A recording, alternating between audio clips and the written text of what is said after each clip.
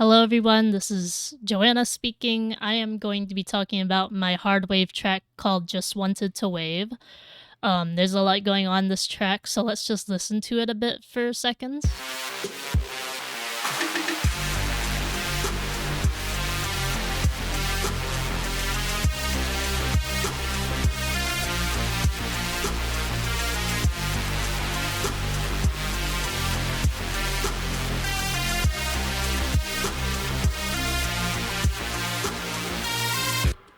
So that's like the main section, the drop section. So what I want to talk about first is my kick. I'm just gonna go in order. So the kick, it's this one shot here. So I added several effects to it. The first thing is this EQ, because without it, the kick is making frequencies below 20 hertz, as you can see, so I wanted to cut all those off. And then I added my clipper here, because I don't want it going above a certain threshold. And then my storage space, this is just my reverb. So this is what it sounds like without it.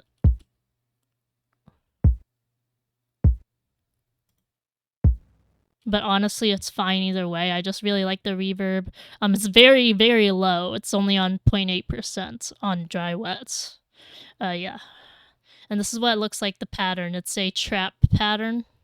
Where is it? It's a trap pattern. So it just goes duh, duh, duh, duh, duh, duh, duh, with the snare.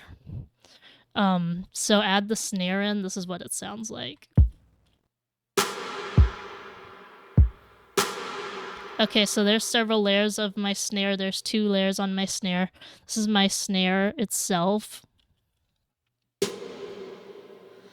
Same thing with the EQ. There were frequencies going below 20 hertz because it's a sample. And then my shimmer plate, this is another reverb. I did a lot of things to it to make it sound really nice and fit into the track, because this is what it sounds without the shimmer plate. So it has a really nice ambience with it now. I put the dry wet really high. The clap snare, this is basically like, I don't know how to describe it. It's just a more, yeah, it's a more high-end snare. It's very fierce. I did the same thing with this here because there's frequencies going below 20 hertz, which is a problem. And the large shimmer plate, again, very high dry wet. And this one's really big. This is what they sound like separately. And turn them both on. And they sound really nice. And then I added in the kick. So that's a really nice trap pattern there. And then the hi-hats are pretty simple. I literally just put a hi-hat. The song is at 100 BPM, so the hi-hats sound really slow. But there's a little roll in here that makes it satisfying to listen to with the drums.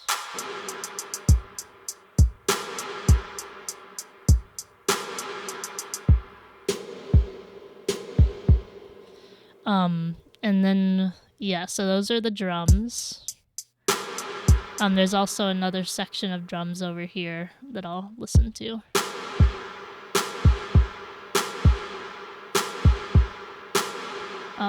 That's a different section of the song, but I wanted to show what they sound like before I forget.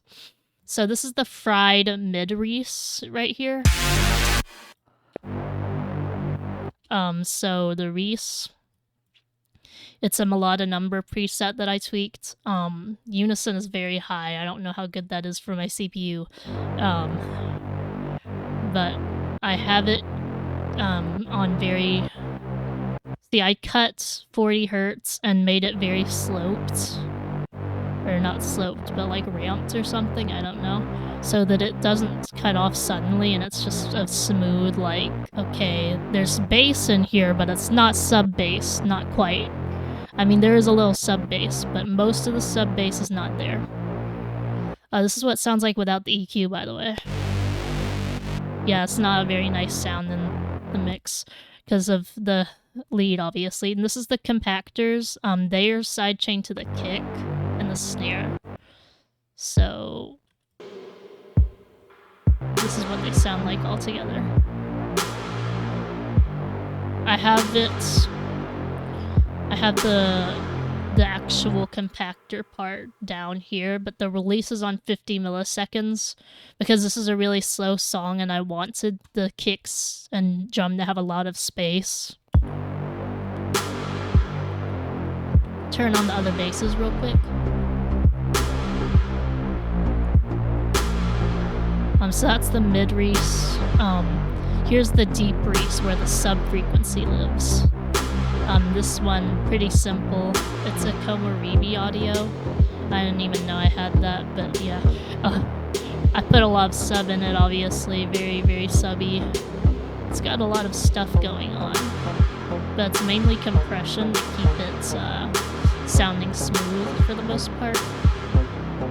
See, there is a phaser on it, but I put on this mono bass with a frequency 120 hertz crossover so that the sub bass is actually mono. So this part can be wide, like this area can be wide, almost Reese-like, but the sub bass is mono as much as possible for mixing purposes. Then the pluck bass, this just carries over the bass notes from the lead. And it's a nice little plucky sound, kind of, yeah, it's just a nice little plucky sound. It's a Baker preset. There's a lot going on here, I don't really know. I don't really know what's going on here, to be honest, so that's just a nice preset. Again, this is what it all sounds like together. Oh yeah, and the bass is following the lead pattern. So now we're going to get to the lead. This is what it looks like. Oh, sorry. So that obviously sounds different than what I'm about to show you, or what I have been showing you. So I'm gonna show you how I did all this. So first I used a lead from Baker again. It's just a nice white noise sort of lead. I EQ'd it so that there's no like crazy bass frequencies in it because I have basses for that. Again, compactor sidechains, like sidechain to the kicks and snares. But here's where the magic comes in, is that I have these main lead, you see, but there's empty space where I have the lead going to these. So what I did is I came here and I routed this to here. Audio from main lead. Audio from main lead. Audio from main lead. So what I did was I took off a lot of the... Yeah, I took off all the reverb and delay from the lead itself, and I put them on these. So this is what it sounds like without it. That's the big reverb. Of course, I cut it with EQ because I don't want my reverb being too muddy. And of course, compactor does the same thing with the kick and snare. Again, reverb 2. This is the really wide reverb, so I just made it really big. Again, EQ, and this is where I did the width. I took off some of the mid so that it's more wide. Because obviously a lot of it is already there in the mid. So if I turn this up, you know, it doesn't sound very good. But like that, it has a lot more stereo depth. And then this one is my distortion lead. So basically I did the same, this signal, right?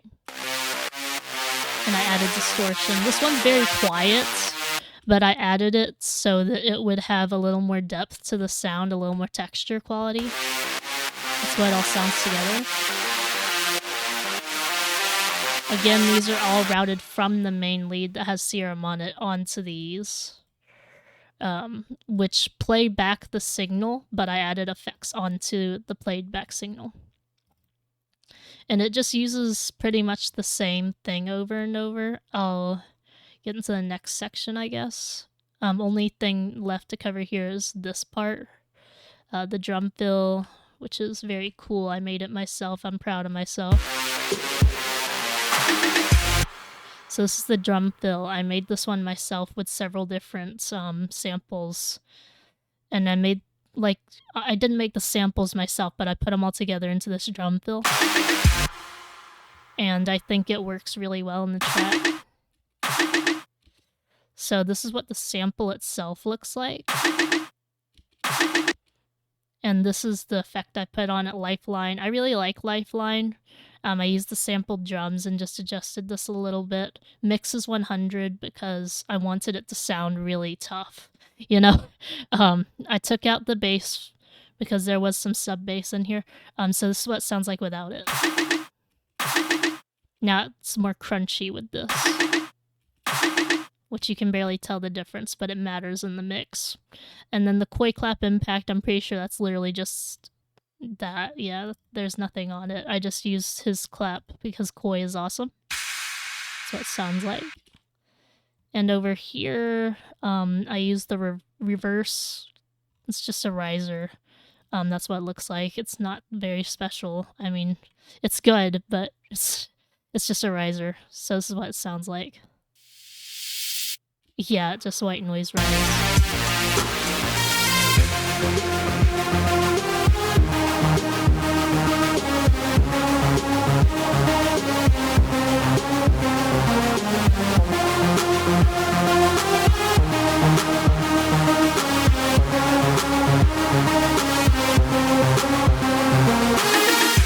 Okay, so this section is different, obviously. I did different drum pattern. The snare is pretty much the same, I just made it double time. The snare, the clap snare comes in over here to build a little tension. Brian Mid Reese is doing a different pattern,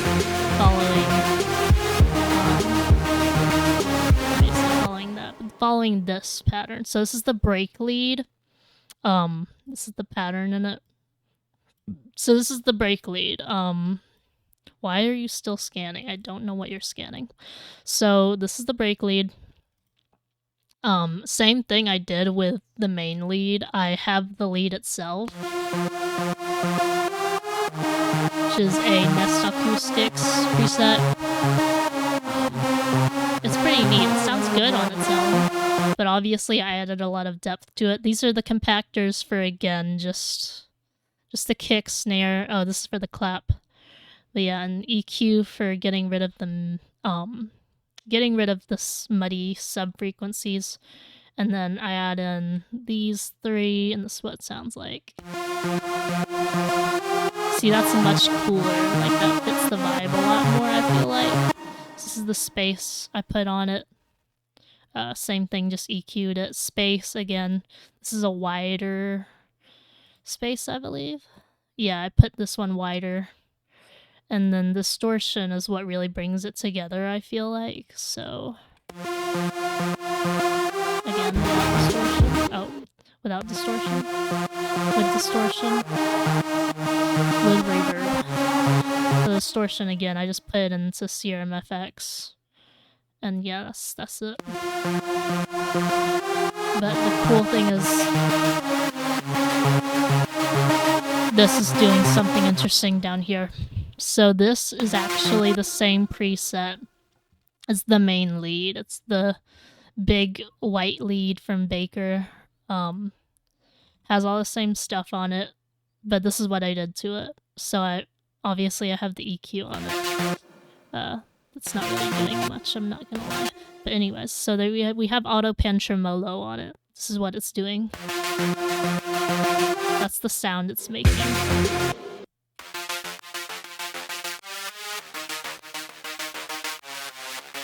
So if we go into the automation view, there's actually several things being automated in this section particularly.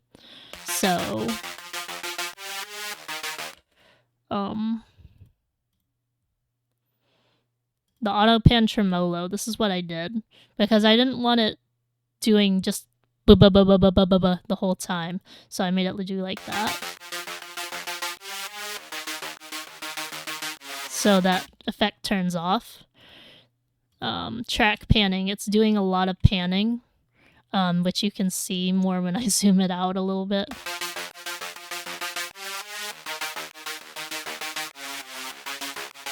So it's doing some motion and having a lot of fun.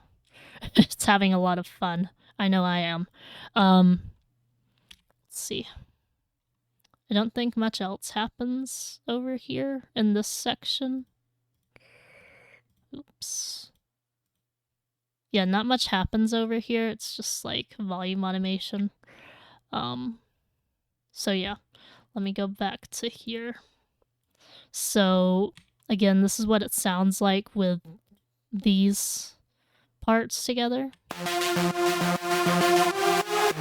Oh, and I have the main lead doing something interesting too. So it's playing just a little bit to play these notes that are the same ones that are automated to be still in the wobble lead.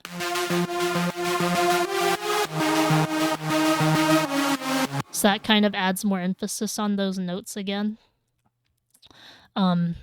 Bass. And just play everything.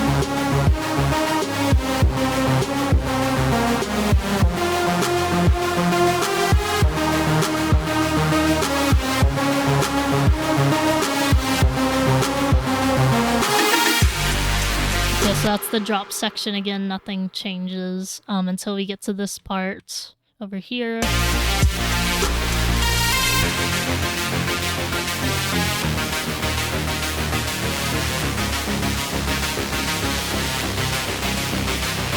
So as you can tell, it's kind of the same thing happening over here that was happening on the side, except I added a little more with the attack pluck. This is like a sort of acid pluck here. So it carries a little extra rhythm, is what it's doing.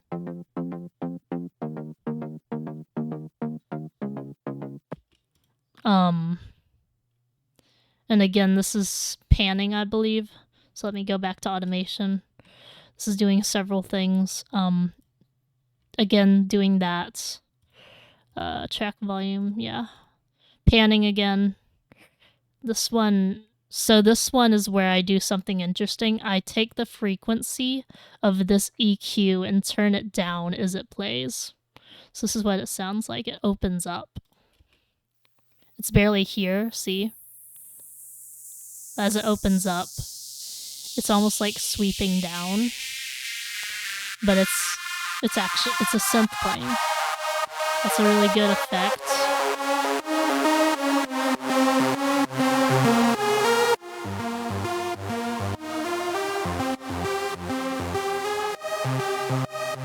And then here I turn down the volume. So again, it's sweeping.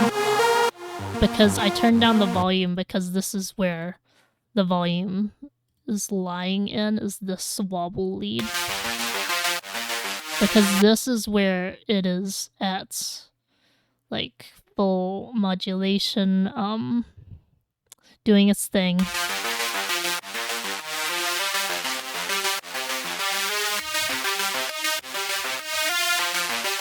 Oh, and also with these track volume. I guess I didn't do much with those. It's okay. Until the very end. So basically, what happens here is a fake drop. So we have this section, right? Let's unsolo. And then the drop fill plays right here that leads into a fake drop.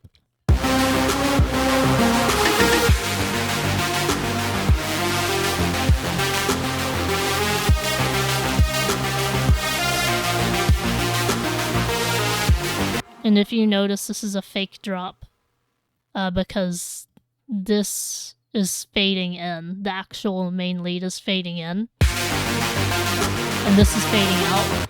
So by the end of it, this is what it sounds like.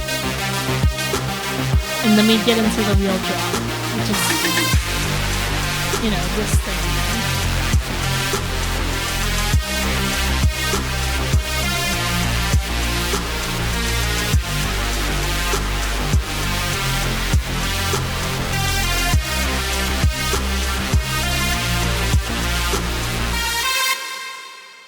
So that's the full song. I think the only thing I need to cover last is my master, which is the master is what all of these tracks are sending to, and it has my final effect on it, which is the clipper, which isn't really a lot because I do that on purpose because really I just don't want my song to be overly processed in the ends, right? Because I could do something crazy and add like several effects on my master. But then it sounds almost fake, like, you know, people can tell when you just stack effects on your master chain instead of doing it the hard way by putting them in each of these. Like, what if I just put, like, I don't know, what if I put Neoverb in here? What would that sound like? I have no idea. That's not really a good plugin to make an example of, but you know what I mean. One thing I do like to do is use a stereo plugin. Usually I use Kilohertz Stereo. So this isn't for the final render, but this is what I do. So I put it in here, I put it in front, and I turn off the width so that all we hear is mono. So that's what it sounds like on, you know, a cheap Bluetooth speaker or like maybe an old phone with only a mono speaker. And I just toggle between them to check how it sounds on different devices really quickly, and that's a good tip. I use that a lot, especially with this, with Hardwave, because you play a lot with the width of the leads and everything. Yeah, pretty much I use a lot of stock effects and Kilohertz, because Kilohertz has the best free effects, in my opinion. And then I just use Serum too, because Serum is awesome. And yeah, that's pretty much the song. Go check it out. It's called Just Wanted to Wave, Sivkine. It's not really on streaming services, but you can buy it. It's on YouTube. It's cool. Yeah, have a good day. I hope this helps.